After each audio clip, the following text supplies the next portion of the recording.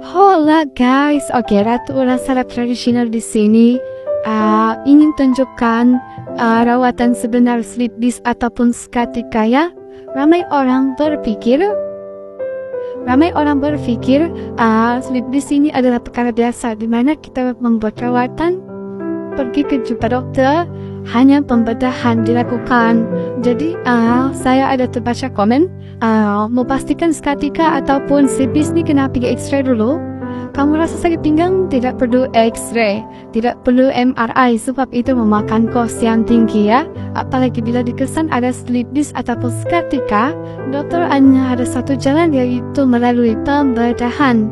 Dan kita amat sudah maklum pembedahan itu jejak 80K. Bila mana disc kita dari sini pergi ke sini sudah melekat bagi tulang. Jadi cara dia kita kena handle urat saraf yang tersisip pergi di sini.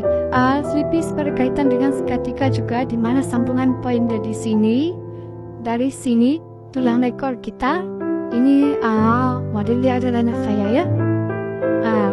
Dia rasa kita sebab kita tolak saraf dia, keluarkan saraf dia. Selepas itu kenapa sleep disc berkaitan dengan seketika? Sebab poin sleep disc selain di tulang ekor kita tolak, kita tolak macam ni, orang akan kesakitan sebab saraf dia kena tolak.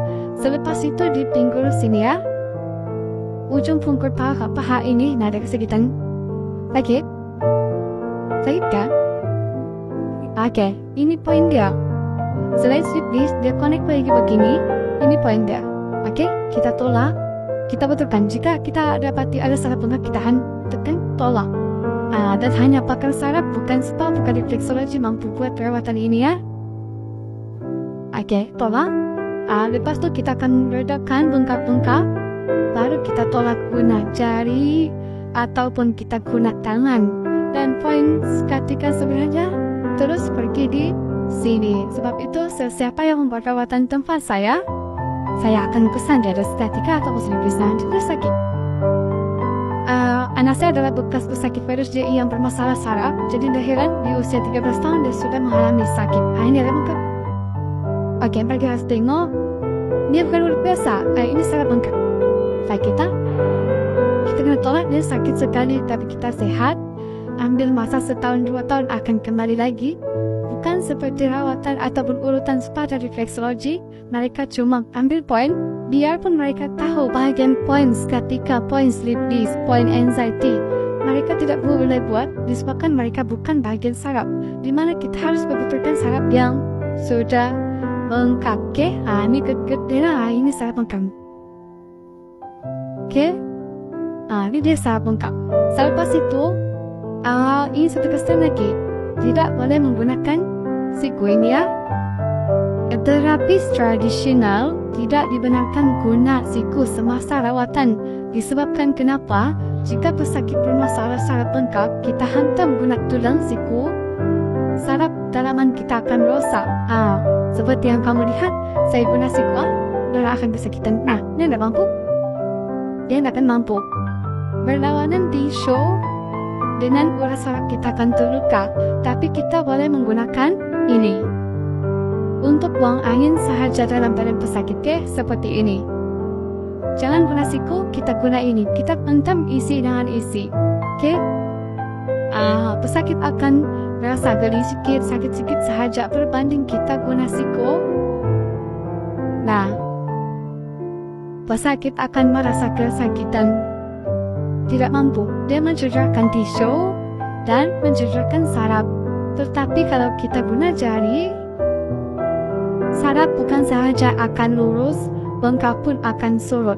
Jadi saya kasih show rawatan yang sebenar.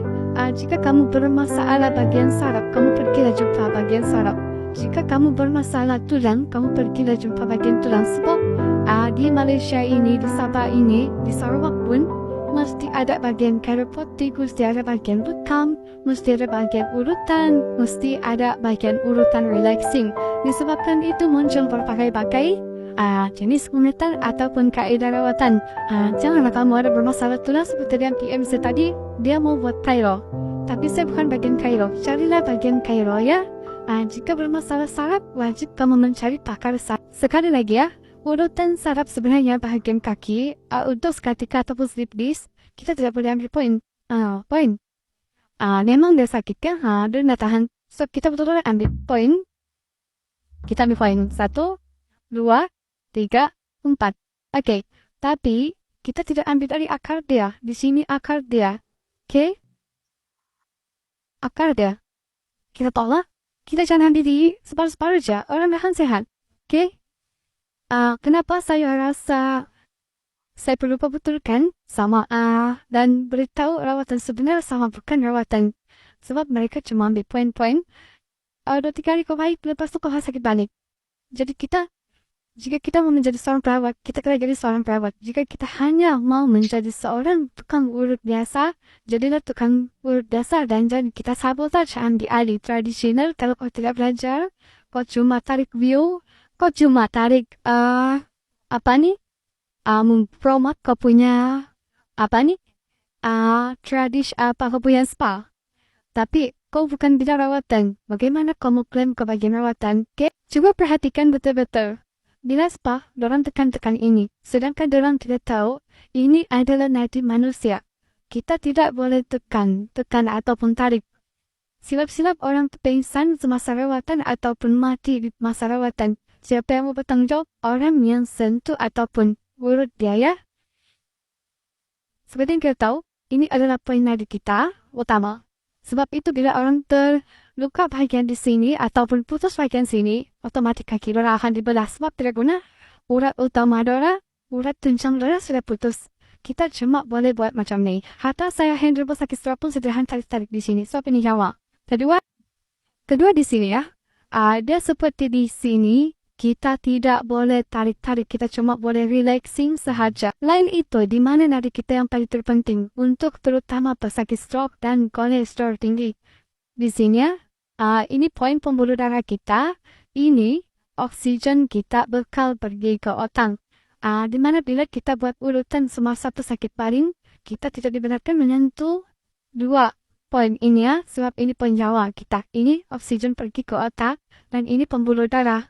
Oke, kita hanya dibenarkan membuat rawatan urutan selepas pesakit itu selesai membuat urutan, baru kita handle poin oksigen. Tapi saya handle pembuluh darah dulu ya, sebab kita tidak pasti pesakit kiri dan kanan itu alami stroke mana, pendarahan darah beku yang ada di poin pembuluh darah ya. Oke, semoga sharing is getting serious sangat banyak membantu.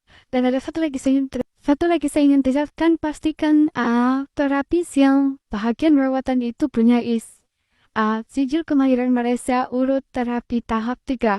Jika kamu atau pesakit membuat rawatan tapi tidak meneliti dulu terapis yang ingin kamu buat rawatan itu, macam dia buat spa refleksologi tapi dia tidak sijil urut terapi, bagaimana dia mau sembuhkan orang? Sebab setiap perawat itu di tapis. Kita tidak sembarangan boleh jadi perawat. Pastikan kamu berjumpa dengan perawat yang betul-betul merawat, bukan spa atau refleksologi. Dorang sudah pilih di bidang rawatan yang relaxing, dorang buat kerja dorang dan overclaim tradisi.